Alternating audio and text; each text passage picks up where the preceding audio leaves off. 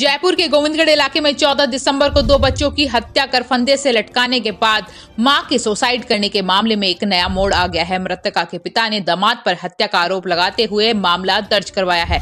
आरोप है कि शराबी कांस्टेबल पति पत्नी से मारपीट कर पीहर से पैसे लाने का दबाव बनाता था। दोनों बच्चों को ननिहाल में पढ़ाने का दबाव बना रहा था। दामाद को इस संबंध में कई बार समझाया भी गया था।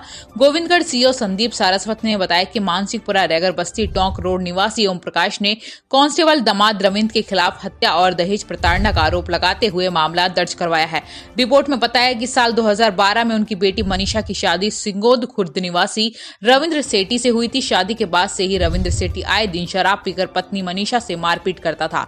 कई बार समझाया भी लेकिन वह नहीं माना। करीब 1.5 साल पहले ही नया घर बनवाया था।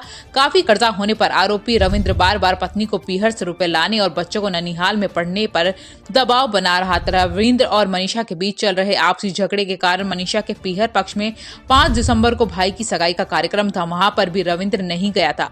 रिपोर्ट में बताया कि मनीषा ने अपने पिता से कहा कि रविंद्र रुपए मिलने के बाद ही कार्यक्रम में आने के लिए कह रहा है। तब मनीषा को पिता ने आश्वासन दिया कि कुछ समय बाद आकर समझाइश करूंगा।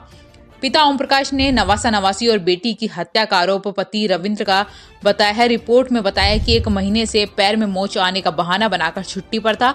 अंतिम संस्कार के लोगों के बीच बातचीत हो रही कि घटना के दौरान देर रात रविंद्र घर पर ही था। हादसे के बारे में भी ससुराल वालों ने ही उन्हें बताया। ग्रामीणों ने कॉल कर घटना के बारे में उसे बताया। पुलिस ने कमरे में दिखाया तो दोनों बच्चों का शव बेड पर और बेटी का शव फर्श पर उतार कर रखा था। पुलिस का कहना था कि तीनों शव कमरे में लटके हुए मिले हैं और गेट खुला हुआ था।